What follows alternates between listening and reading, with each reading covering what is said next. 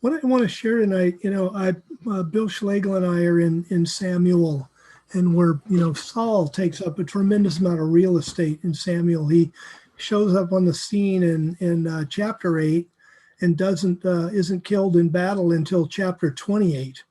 So he takes up a full 21 chapters, his life and stuff like that. There's an immense amount written about him. And in meditating about Saul today and thinking about him and God, what are you telling us through him?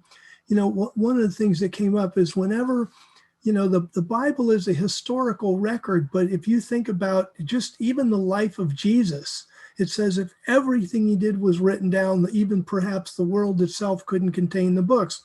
So when you take 4,000 years of Old Testament history and you condense that down to the 39 books of the Old Testament and then, the various records, each one of those records is communicating a lesson or a series of lessons. Some of them build upon each other. Some of them are little vignettes that are kind of standalone, but there's always lessons to learn. And one of the amazing things about the Bible, and one of the reasons that historically we would believe that the Bible is a true document, is that when you read the records of secular kings that they have left in history, there are these glowing reports of these superhuman beings who have ultimate wisdom and power, and they do so many cool things, and they never make a mistake. And then you read the Bible and you read 21 chapters about Saul, and you're like, you got to be kidding me. And one of the lessons of Saul is that he made such an incredible series of bad decisions and never accepted the reproof on the inside or from the outside that would have and didn't have the humility to be steered in the right direction. I truly believe, based on what the record is in the life of Saul, that he had the potential, chosen by God, to be one of the greats in the Bible, but he didn't control his mind. And he allowed his suspicions and things to get the better of him. And so he went downhill over time. And I, for one, based on what I read in the scripture, and we're not supposed to be complete judges of this, but we've got to have some kind of idea. And I can't see how in the world Saul would be in the resurrection of the just based on what I see in him. Let's take a quick look. I want to go to, excuse me, want to go to 2 Timothy chapter 3, verse 13. And again, these lessons apply to you and me. When God writes them in Romans 15:4, the things that were written aforetime were written to teach us. These things apply to you and me. And so one of the things that we pick up on is that the heart is always changing. Your heart, my heart, it's always changing. And because of that, we've got to be ever vigilant. We can't say, well, I finally arrived and then sit back, because our hearts are constantly changing. And here in 2 Timothy 3:13, let's see if we back it up and get a little bit of context. It's talking about godly people being persecuted. Verse 12, indeed, all who want to live a godly life in Christ Jesus will be persecuted. Verse 13, but evil people and impostors will go from bad to worse, deceiving and being deceived. And this is what happens. If we don't put the brakes on, we slide downhill, especially given the sin nature.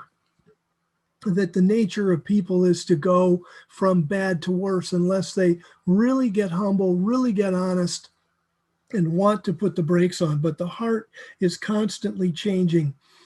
And that's why the Bible tells us to forgive. It tells us to confess our sins. It tells us to think about things that are good and that kind of thing. So I want to run through the life of Saul a little bit and just kind of pick up on what's going on. So let's start in 1 Samuel chapter 8. It Some of this we have covered before. So let's just kind of, so some of it may be a bit of a review. But anyway, so in 1 Samuel chapter 8, verse 20, what I wanted to point out here was, and again, we've covered this before, but the kind of leader the people wanted, and here we are at election night, and, unfortunately, in many cases, the people don't want the best kind of leader. And that's certainly what happened in Israel. And so in verse 19, the people refused to listen to the voice of Samuel. And they say, Samuel said, God's going to reign over you. No, but a king must reign over us. Verse 20, so that we may be like all the nations, and so that our king may govern us and go out before us and fight our battles. And so the people of Israel prayed for a warrior king. They didn't pray for a godly king. They didn't pray for a king that had great wisdom, that was a just person. They prayed for a warrior king, and God provided them what they wanted. And that's a lesson for us, in being careful. What do we look for? And then in chapter 9, we begin to see signs, and we could go into more depth in this than I'm going to go into. But for example, we know from verse 2, Saul was a big, tall warrior type person. And verse 3, he's wandering around Israel because the donkeys are lost. And in verse 5, Saul says, oh, we've wandered long enough. Let's go home, or our father will worry about us. And then verse 6, the servant said to Saul, look, there's a man of God in this city, and he's a man held in honor. All that he says comes to pass. Now, Samuel had a reputation around all Israel. Now, Ramah of Samuel and Gibeah of Saul are less than 5 miles apart. And yet Saul didn't know about Samuel. How could that be? He just wasn't a spiritual person. He's going to become anointed king, but he wasn't a spiritual person. But in the parable of the sower, Jesus Christ goes over the various parts of the soil. There's the rocky ground, there's the ground where there's thorns, there's the ground where it's by the path and the birds come and eat it up. And so, and I often think that the parable should technically be called the parable of the soil, because it's really about the kind of soil that you are. And Saul, once he's anointed king, he should have taken that responsibility seriously and said, I better go and read Deuteronomy and what it says about kings, and then I better get my life in order with God. I'm not going to be able to do this. I'm not going to be able to be a good king, a godly king, rule with great justice without being in touch with God. And Saul should have taken his assignment as king seriously. And, that's what that's in so many cases what we all try to do. I try to take my ministry seriously and work very hard to have the background information to be able to teach like I teach. But every person who's interfacing with life and fulfilling a ministry before God then should say, okay, I'm taking this life seriously. And Saul apparently didn't. There's no indication that Saul did anything to try to deepen his relationship with God. And that tells us something about Saul, that he didn't have a clue about that. And then let's go to chapter 10. In chapter 10, Samuel gets anointed. And it's worth reading the first 7 verses. Then Samuel took a vial of oil, poured it on his head, on Saul's head, kissed him and said, is it not that Yahweh has anointed you to be ruler over his inheritance? When you've departed from me today, then you will find 2 men. And he goes into revelation about what's going to happen to Saul. And then he says, you're going to run into these men from at the oak of Tabor. And then you'll come to Gibeah Elohim, where the Philistines are. and you'll meet a group of prophets. And then verse 6, when he meets this group of prophets, verse 6, and the Spirit of Yahweh will rush upon you. So in other words, it's going to come powerfully and quickly upon Saul, and you will prophesy with them and be turned into another man. And that's what happens when you get the Spirit. All of a sudden you go from being unable to clearly and regularly hear from God to being able to walk by the Spirit. And so Saul here has in the Old Testament, there just weren't that many people with Spirit. And he had a wonderful opportunity to hear, go, whoa, I'm going to be turned into another man. And it says, and you will prophesy with them. So Saul is going to begin to prophesy. And at this point, then we should see a kind of a parallel. One of the things instead that we see, we learn a lesson, all right? The lesson we learned from Saul is the gift of Holy Spirit on you won't make you be a better person. You can use it wrongly, if you will, like people who manifest wrongly. You can ignore it, like Saul obviously did.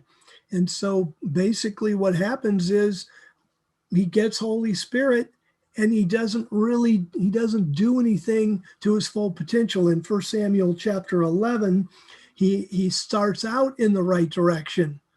But if we move forward to 1 Samuel chapter 14,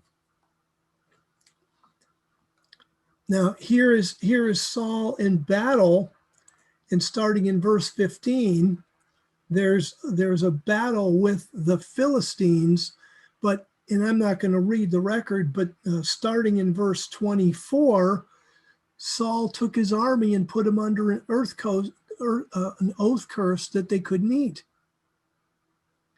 Now here's a king that's supposed to lead his men into battle, and he has a chance to defeat the Philistines, and yet he gets this religious thing where he's gonna, where nobody's gonna eat today, and his army was faint, and they couldn't do everything that they could have done if they'd just been willing to eat.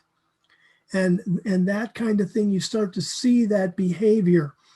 Now we go to, by the time you go to chapter 15, we know about chapter 15, Saul was supposed to kill the Amalekites and he didn't. And so by chapter 15, there's a watershed moment because Samuel approaches Saul and says, he's torn the kingdom from you. And I want to read that. Let's see. If we go to verse 28 of 1 Samuel 15, and there's a really important word in here that we really need to pay attention to. In verse 28, it says, and Samuel said to Saul, Yahweh has torn the kingdom of Israel from you this day. And that's the way that talk about lessons that we learn. God understands that you and I are human beings. He understands we have a sin nature. He understands we have weak moments. He understands we make mistakes. And you don't have to worry about the fact that if you sin or you make a mistake or you get overwhelmed with life and you take the easy way out, that somehow or other God is going to cut you off.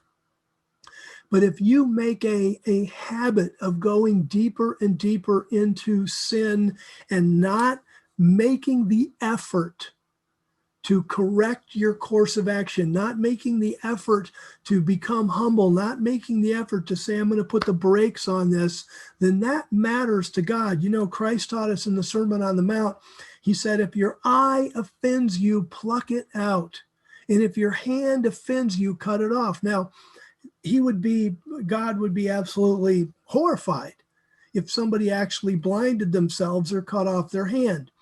But what Christ was saying is, if you get caught up in sin, be prepared to take drastic action. to change that. And I think, for example, of people that become addicted to drugs, there are people that go in and out of therapies and in and out of rehabs, and it, back and forth, and like a yo-yo, and they never get healed. And in many cases, that's simply because they never really took responsibility. Oh, I'm going to go to a rehab and they will heal me. No. You've got to heal yourself. If you're prideful, you've got to break your pride. God can set things up to reveal your pride, but you've got to break it. If you're whatever you are that is a major fault, you've got to deal with it. And Saul never did that. But God, he puts up with it, and he puts up with it, and he puts up with it, and he knows we're flesh, and we knows we're flesh. And then all of a sudden, it's like, there's something that shifts in the heart and something that shifts in the spirit, and God says, I'm done. And he will move on to somebody else. And I think of, it's kind of interesting in the evangelical ministry of Reinhard Bonnke, a fabulous evangelist. He's dead now. But God spoke to him audibly and said, I want you to write a little pamphlet on how to get people saved and give one to everybody on earth. And Reinhardt's like, what? Okay, and so he has this little thing, and it was amazing. God supplied money, God supplied people, God supplied translators, and he literally went all over he didn't get to the entire earth, but he went all over Europe, and in every single language he had these pamphlets that he and his guys and people that signed up and people that wanted to help were passing out, literally knocking on doors and giving one to everybody. And I remember, in listening to Reverend Bonnke's discussion or what would you call it, an interview that he was having, and he, and he was asked, well, why would God choose you for this great assignment? And he said, I asked God that, and he said, well, actually, the first 3 people I asked turned me down. And it's really true. Can you imagine God speaking to you and giving you an assignment, but it just is so unbelievable that you just say, no, I can't do that. And Reinhardt said, okay, I have no money, I have no translators, I don't know how in the world this is going to happen, but I'll do it. And the next thing you know, he's got money, he's got translators, he's got helpers. God will fill in. But if we get on a path of sin and self-satisfaction and then move forward on that path and refuse to rein ourselves into the obedience of God, eventually there will be this day when your life and ministry will shift, and all of a sudden you'll feel like you're spinning your wheels, which is exactly what happened with Saul. And that's one of the reasons that we need to take our life as seriously as God takes our life. Every single one of us is unique, has a ministry, has a purpose, has an important purpose in the kingdom for things that we could be doing. And we just need to get about doing those things. So when Samuel said, Yahweh has torn the kingdom of Israel from you this day, it was like, this is it, Saul, I'm sorry. This is the day, and it's gone. And then he says, and has given it to a neighbor of yours who's better than you. Now, Samuel said that. I'm sure he was walking by the Spirit when he said it, but it put Samuel in a very precarious position. And this is something, in other words, now we're looking at this verse, and I've got my little notebook. It's like lesson. God will tell you to do things sometimes that will put you at risk. Okay, he's God. If he asks you, he asks you. And then you pray for his protection. Because as soon as Samuel told Saul that God has given the kingdom to somebody else, who's the prophet in Israel? Samuel. What are you going to have to do to be king? Be anointed by Samuel. What's Saul's spies going to be doing? They're going to be tracking Samuel. Where's he going? Who's he anointed? It's like Herod saying to the Magi, "Oh, you go find this newborn king, and when you find him, let me know, and I'll come and praise him also." Oh yeah, right. So this puts Samuel at risk, and this shows up in the next chapter. This shows you how far down Saul had gone. Holy cripes! 1 Samuel chapter 16, Yahweh said to Samuel, how long are you going to mourn for Saul since I've rejected him from being king over Israel? And God deals with this stuff many times. God seems to work through emotional problems a lot faster than I do. Like with Joshua and Moses' time. And I can see Joshua, and he's been under Moses' tutelage for 40 years. And Moses has been the rock, and the man who walked by the Spirit, and the man who would go into the tabernacle and meet with God, and the glory of God would shine out. Nobody could even be there, and then Moses dies, and you can just see Joshua, he's like a deer in the headlights. And God shows up. Hey, Moses is dead. Get your people across the Jordan. And that's kind of what happened here. Yahweh just speaks to Samuel, quit mourning for Saul. I've rejected him. Fill your horn with oil and go. I'm sending you to Jesse the Bethlehemite, for I have seen among his sons a king for me. So then Samuel's like, verse 2, but Samuel said, how can I go? If Saul hears it, he will kill me. You've got to be kidding me. You want to talk about how far down you can go? I mean, and so basically Saul had become so possessive of the kingdom and the power and the glory that now he's not in a position where he's going to obey God. He is going to take over in his physical self, his natural mind, and he's going to begin to kill rivals if he could. And then, of course, in 1 Samuel 16, God tells Samuel how to get in, anoint David, and get out, and Saul would not know. Then 1 Samuel 17, we have David, of course, kills Goliath. And then 1 Samuel 18, and and Saul's joy over Goliath, the champion of the Philistines. Oh, I should share this with you. This is really cool, by the way. Let's go to 1 Samuel 17.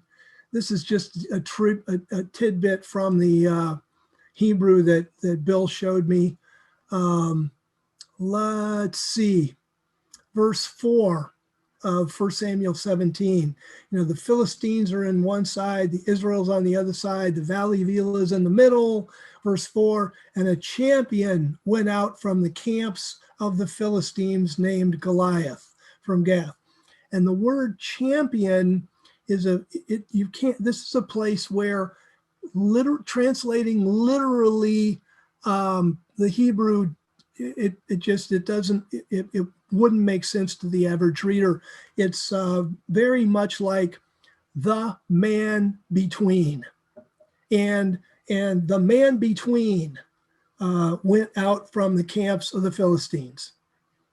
And this, every time you see the word champion in this record, it's the same Hebrew word phrase, the man between, and that was based on this type of warfare where their army be over here and your army be over here, and then one guy who was big, powerful, confident warrior would walk out between the two battle lines and say, who can beat me? And then if there was somebody on the other side, kind of like an Ajax and Achilles type of situation or whatever, and then they would come out and have this battle, and you were the man between, and that's Goliath. And so that's the kind of warrior he was. And David went out and killed him. And how long did that joy last? Well, it lasted until the Saul and the army returned from the battle. And the women were singing, and they sang, Saul has killed his thousands and David his 10,000s. And then what happened as a result of that was verse 8 of 1 Samuel 18, Saul was very angry at this saying, and this saying was evil in his eyes. Now, when Saul got angry about that, he could have put the brakes on. We can too. We know when we're angry. We should know when that anger is righteous anger or when we're just angry because we're angry type of thing. and whether it has a basis in the things of God. Saul was very angry, and so he's upset about this, and this letting this anger vent in him without putting the brakes on it is going to continue the process of opening up his mind and heart to demonic possession and what results from that. And it's the same thing with us. If we don't put the brakes on the natural tendencies of our life to go running off into sin, eventually we have the potential of opening ourselves up to demons. If you keep a ribbon here and go to 2 Corinthians chapter 10 or chapter 5, 2 Corinthians chapter 5, verse 10. Let's see. Yeah. The way it's worded, let's see. Yeah. For we must all be exposed before the judgment seat of Christ, so that each one may be repaid for the things done in the body according to what he has made a practice of doing, whether good or worthless. And when it says we are going to be repaid, which can be rewarded or lose rewards for the things done in the body. And the way the Greek, notice it doesn't say for the things that person has done. It's literally the things done in the body. And you guys all know the big joke, somebody does something weird or ungodly or sinful and the devil made me do it. The devil may have made you do it, but you let the devil in. And God holds us responsible for that.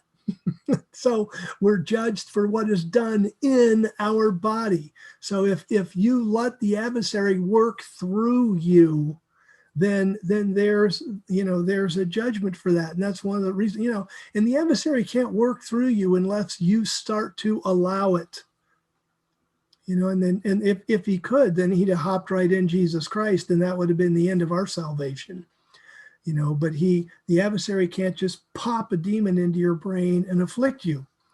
But the adversary can work, and then a person becomes more and more and more ungodly, and then eventually their mind opens and lets a demon in, and that's what happened to Saul.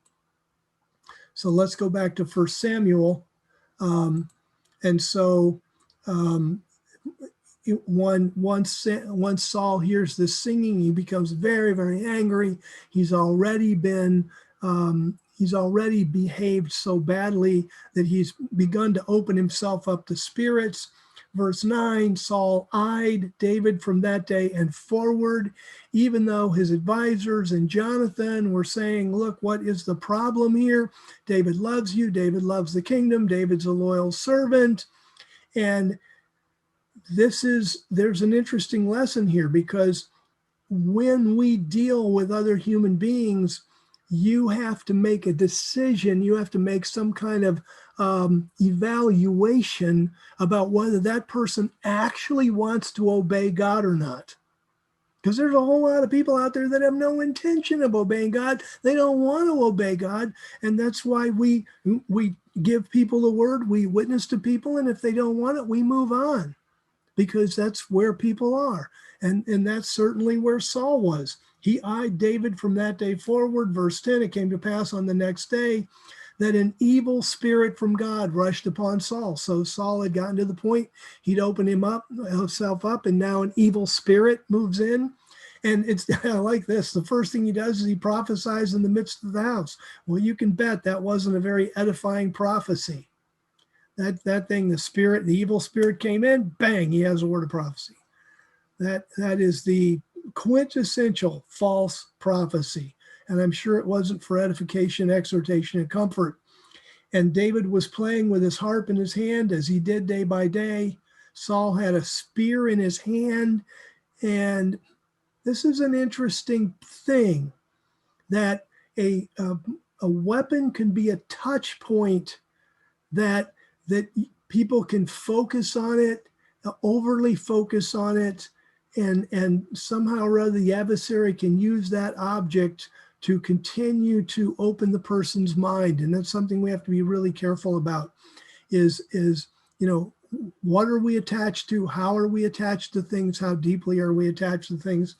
Because if you look at the record of Saul, it will astound you how many times in the record of Saul, in those 21 chapters, it talks about Saul having a spear in his hand.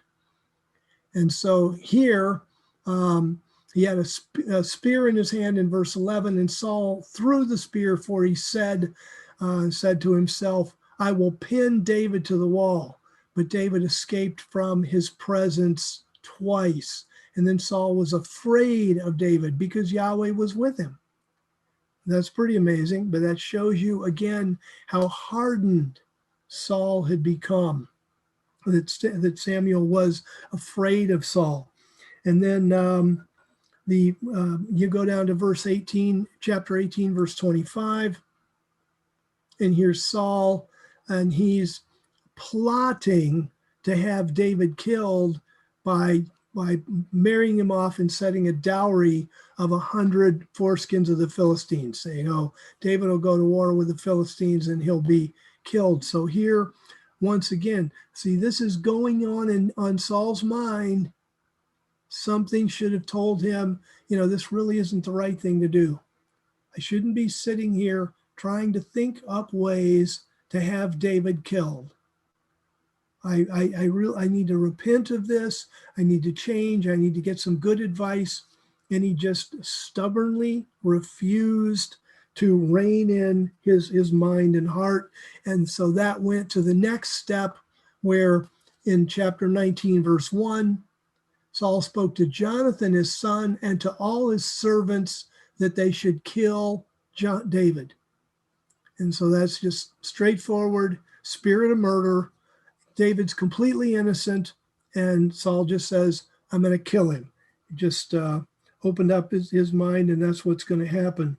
And then in chapter 19, verse 9, here's Saul again. He's got a spear in his hand.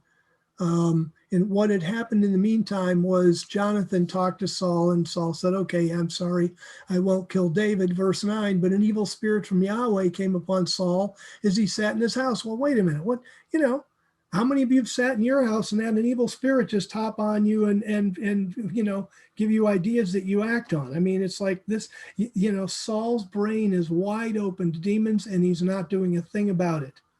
And so here he is in his house, his palace. He's got his spear in his hand. David is there, and the demon just takes advantage of the situation. Saul's probably got his spear. He's rubbing it. He's rolling it in his hands. He's feeling the weight of it. And man, I really ought to use this spear sometime. That evil spirit hops in, bang, and he just moves. And again, another lesson: watch out for people around you who are open to spirits. We want to help people, and sometimes our great desire to help people is our biggest undoing, because sometimes we kind of think, well, God will protect me, God will bless me, and we don't do our homework. And Proverbs 4 says, wisdom is the principal thing, therefore get wisdom.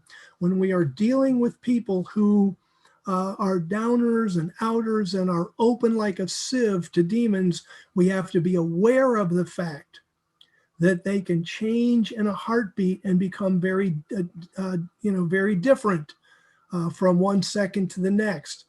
And it doesn't mean we shouldn't help people or try to help people, because we should. But I think, Gail Ackerman's manifestation tonight, where God said, trust in me. That means we have to check with God. We got to have something to trust.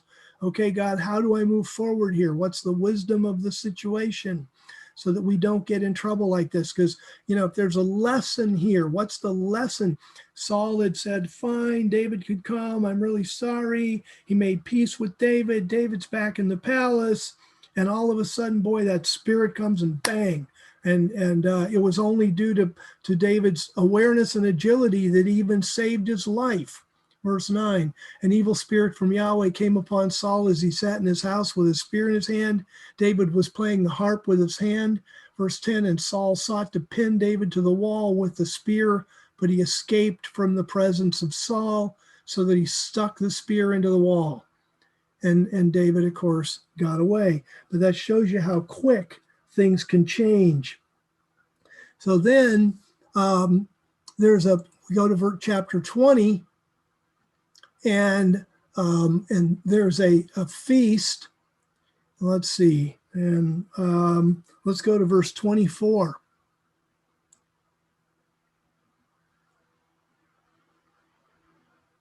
And I'll get there myself.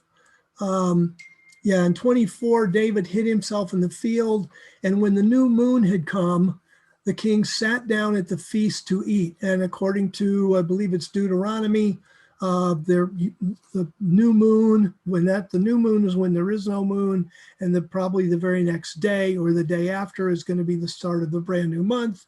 And so the new moon was to be a feast. Saul threw a feast when it was the new moon, and Samuel and David didn't come. And so verse 25, the king sitting on his seat, Jonathan was standing up, Abner sat by Saul's side, David's place was empty, right? Because David thought Saul's trying to kill me, and Saul was. Verse 26, Saul did not say anything that day because he said to himself, it's an accident. He's not ritually clean. And the Hebrew text is like, yeah, he did something accidentally to become unclean, so he's not here. Surely he's not clean. Verse 27, but on the next day after the new moon, the second day, David's place, it's still empty. Saul said to Jonathan, his son, why has the son of Jesse not come to the feast either yesterday or today? Jonathan answered Saul, David asked, yes, he asked me for permission to go to Bethlehem.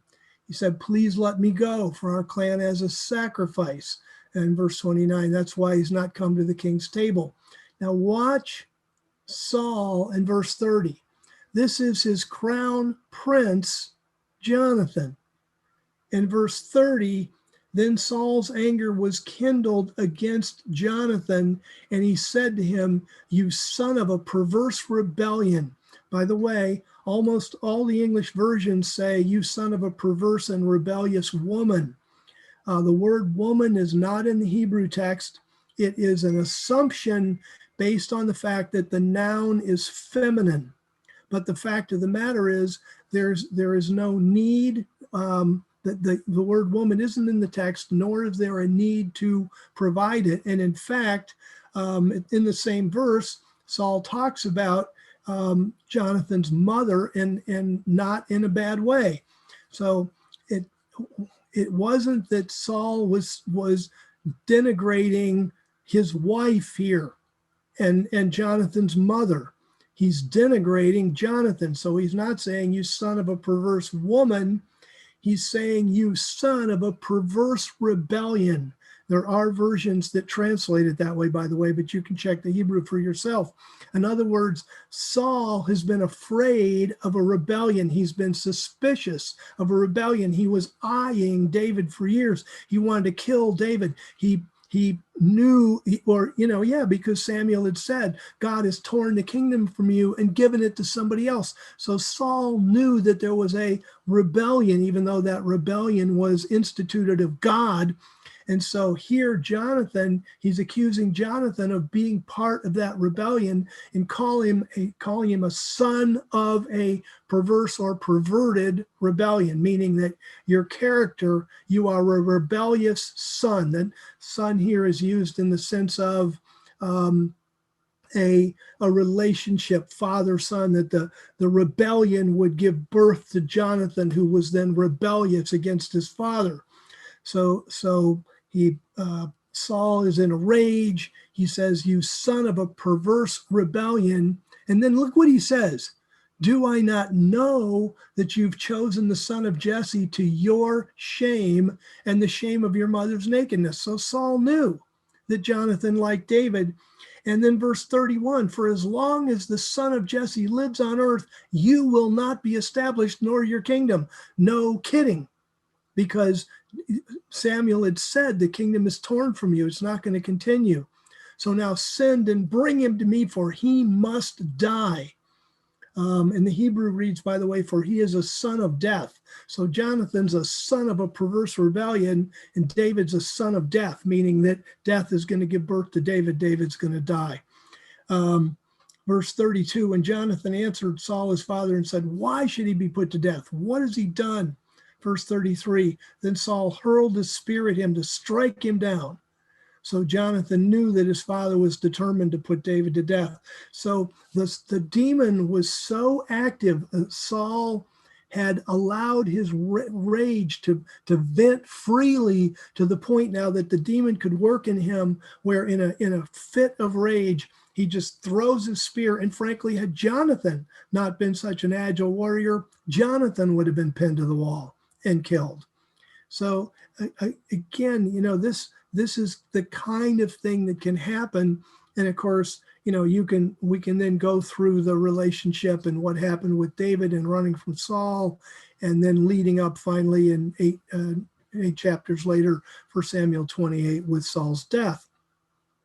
But the point is that what we see here in this record is somebody that has opportunity after opportunity after opportunity to change his behavior, but won't do it.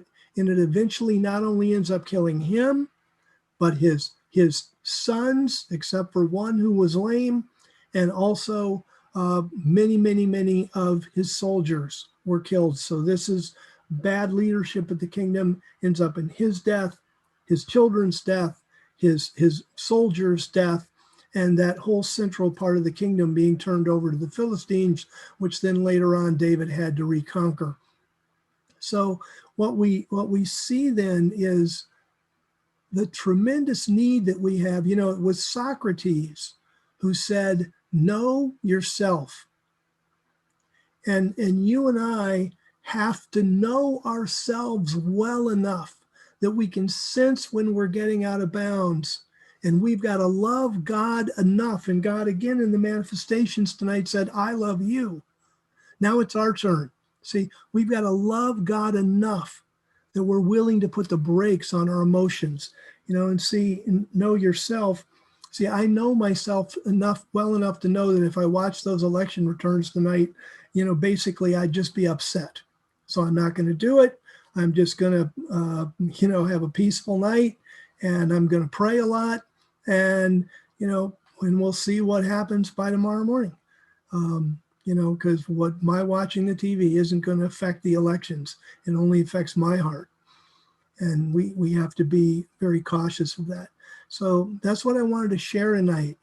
And it meant a lot to me doing the research. One of the reasons I love these teachings is frankly a selfish reason, because it forces me into the text at a depth that sometimes I wouldn't ordinarily go.